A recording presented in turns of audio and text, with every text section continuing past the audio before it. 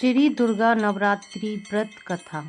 बृहस्पति जी बोले, हे पितामह, आप अत्यंत बुद्धिमान, सर्वशास्त्र और चारों वेदों को जानने वालों में श्रेष्ठ हो। हे प्रभु, कृपा करके मेरा वचन सुनो। चैत्र, आश्विन, पौष और आषाढ़ मास के शुक्ल पक्ष में नवरात्र का व्रत और उत्सव क्यों किया जाता है? हे भगवान, इस व्रत का फल क्या है और कैसे करना उचित है, और पहले इस व्रत को किसने किया है?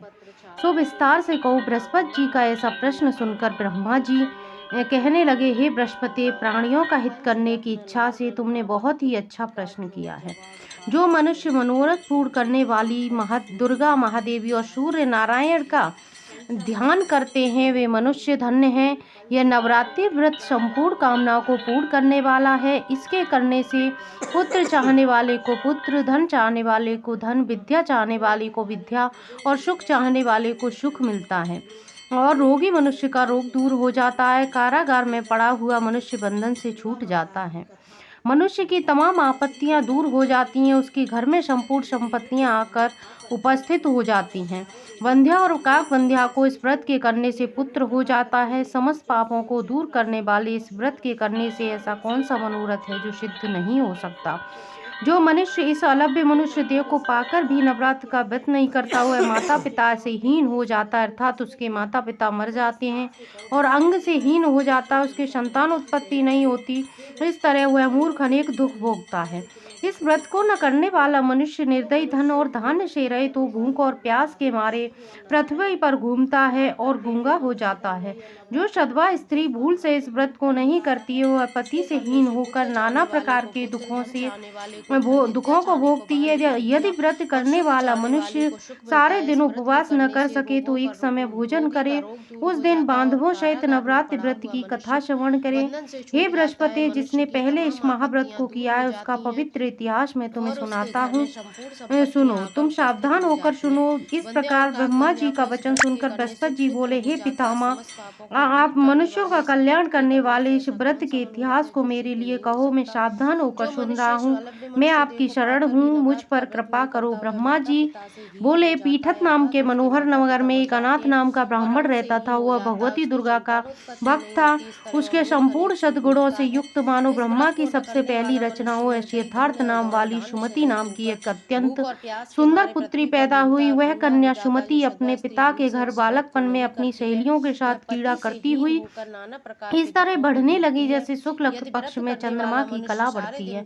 उसका पिता प्रतिदिन दुर्गा जी की पूजा और होम किया करता था। उस समय वह भी नियम से वहां उपस्थित होती थी। एक दिन वह सुमति अपनी सखियों के साथ खेलने चली गई और भगवती के पूजन में उपस्थित नहीं हुई। उसके पिता को पुत्री की ऐसी सावधानी देखकर क्रोध आया और पुत्री से कहने लगा, अरे दुष्ट पुत्री, आज प्रभात से तूने भगवती का पूजन नहीं किया। इस कारण मैं किसी कुष्ठी और दरिद्री मनुष्य के साथ तेरा विवाह करूंगा। इस प्रकार पिता के वचन सुनकर सुमति को बड़ा दुख हुआ और पिता से कहने लगी, हे पिता, मैं आपकी कन्या हूँ, मैं आपके सब तरह से अधीन हूँ। जैसी आपकी इच्छा हो मेरा विवाह कर सकती हूँ, पर होगा वही जो मेरे भाग्य में लिखा है। मेरा तो इस पर पूर्ण विश्वास है। मनुष्य न जाने कितने मनोरथों का चिंतन करता है, पर होता वही है जो भाग्य में विधाता ने लिखा है, तथा जो जैसा करता है उसको फल भी उसी कर्म के अनुसार ही मिलता है। क्योंकि कर्म करना मनुष्य के अधीन है, पर फल देव के अधीन है। जैसे अग्नि में पड़े हुए तृणाद उसको अधिक प्रदीप्त कर देते हैं, उसी तरह अपनी कन्या की निर्भरता से कहे हुए वचन सुनकर उस ब्राह्मण को और अधिक क्रोध आया। तब उसने अपनी कन्या का विवाह एक कुष्ठी से कर दिया और अत्यंत क्रुद्ध होकर कहने लगा कि जाओ जाओ, जल्दी जाओ, अपने कर्म का फल भोगो, देखे भाग्य पर रहकर क्या करती हो। इस प्रकार से कहे हुए पिता की कटु वचनों को सुनकर सुमति मन में विचार करने लगी कि अहो, मेरा बड़ा दुर्भाग्य जिससे मुझे ऐसा पति मिला। इस तरह अपने दुख का विचार करती हुई सुमति अपने पति के साथ वन में चली गई और भयावह कुशायुक्त उस स्थान पर उन्होंने रात बड़े कष्ट से व्यतीत की। उस गरीब बालिका की ऐसी दशा देखकर भगवती पूर्व पुण्य के प्रभाव से प्रकट होकर सुमति से कहने लगी कि हे दीन पुत्री, मैं तुम पर प्रसन्न हूँ। तुम जो चाहो सो वरदान मांग सकती हो। मैं प्रसन्न होने पर मनवांछित फल देने वाली हूँ। इस प्रकार भगवती दुर्गा का वचन सुनकर ब्राह्मणी कन्या कहने लगी कि आप कौन है जो मुझ पर प्रसन्न हुई हो, और यह सब मेरे लिए कहो और अपनी कृपा दृष्टि से मुझ दीन को कृतार्थ करो। ब्राह्मणी कन्या का ऐसा वचन सुनकर देवी कहने लगी कि मैं आदिशक्ति हूँ और मैं ही ब्रह्म विद्या और सरस्वती हूँ। मैं प्रसन्न होने पर प्राणियों का दुख दूर कर उनको सुख प्रदान करती हूँ। हे देवपुत्री, मैं तुम्हारे पूर्व जन्म का पुण्य के प्रभाव से प्रसन्न हुई हूँ।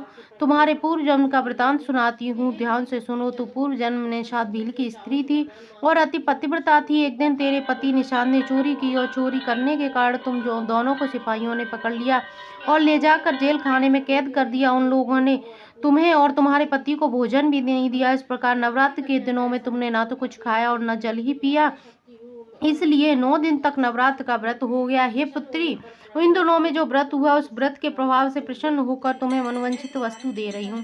तुम्हारी इच्छा हो सो मांगो। इस प्रकार दुर्गा के वचन सुनकर ब्राह्मणी पुत्री बोली कि अगर आप मुझ पर प्रसन्न हैं तो हे दुर्गे, मैं आपको प्रणाम करती हूँ। कृपा करके मेरे पति के क्रोध को दूर करें। देवी कहने लगी कि उन दिनों में जो तुमने व्रत किया था उस व्रत के एक दिन का पुण्य अपने पति का क्रोध दूर करने के लिए अर्पण करो। मेरे प्रभाव से तेरा पति क्रोध से रहित और सोने के समान शरीर वाला हो जाएगा। ब्रह्मा जी बोले। इस तरह देवी का वचन सुनकर वह ब्राह्मण कन्या बहुत प्रसन्न हुई और पति को निरोग करने की इच्छा से बोली। तब उसके पति का शरीर भगवती दुर्गा की कृपा से कुष्ठहीन होकर अति कांतियुक्त हो गया, जिसकी कांति के सामने चंद्रमा की कांति भी क्षीण हो जाती है।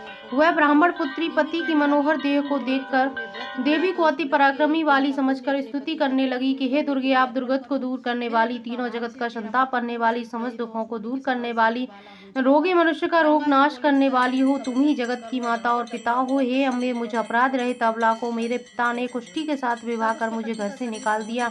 आपने ही मेरा इस आपत्ति रूपी समुद्र से उद्धार किया। हे देवी, आपको नमस्कार करती हूँ, मुझ दीन की रक्षा करो। ब्रह्मा जी बोले। हे बृहस्पति, इस तरह उस सुमति ने देवी की स्तुति की। उसके द्वारा की हुई स्तुति सुनकर देवी को बहुत संतोष हुआ और सुमति से कहने लगी कि हे पुत्री, उदालक नाम का अति बुद्धिमान, धनवान, कीर्तिवान और जितेंद्रीय पुत्र तुम्हें शीघ्र ही प्राप्त होगा। ऐसा कहकर वह देवी ब्राह्मणी से फिर कहने लगी, हे पुत्री, और जो कुछ तेरी इच्छा हो वही मनवंचित वस्तु मांग सकती हो। ऐसा भगवती दुर्गा का वचन सुनकर सुमति बोली कि हे भगवती दुर्गे, अगर आप मुझ पर प्रसन्न हैं तो कृपा करके मुझे नवरात्र व्रत विधि बतलाइए। हे दयावती, जिस विधि से नवरात्र करने से आप प्रसन्न होती हैं उस विधि और उसके फल को मेरे लिए विस्तार से वर्णन करें।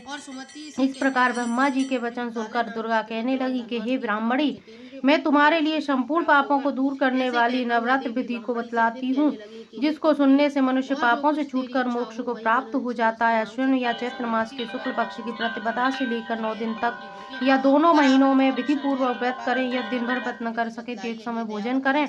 उस समय विद्वान ब्राह्मणों से पूछकर घट स्थापना करें और वाटिका बनाकर उसको प्रतिदिन जल से सींचे। महाकाली, महालक्ष्मी और माँ सरस्वती की मूर्तियां बनाकर उनकी नित्य विधि सहित पूजा करें और पुष्पों से विधि पूर्वक अर्घ्य, बिजौरा के फूल से अर्घ्य देने से रूप की प्राप्ति होती है। जायफल से कीर्ति, दाग से कार्य की सिद्धि होती है। आंवले से सुख और केले से भूषण की प्राप्ति होती है। इस प्रकार फलों से अर्घ्य देकर यथाविधि हवन करें। खांड, घी, गेहूं, शहद, जौ और तिल तथा फलों से हवन करने से मनोवांछित फल की प्राप्ति होती है। व्रत करने वाला मनुष्य इस विधान से हवन करके आचार्य को अत्यंत नम्रता के साथ प्रणाम करे और यज्ञ की सिद्धि के लिए उसे दक्षिणा भी दे। इस महाव्रत को पहले बताई हुई विधि के अनुसार जो कोई करता है उसके सब मनोरथ सिद्ध हो जाते हैं।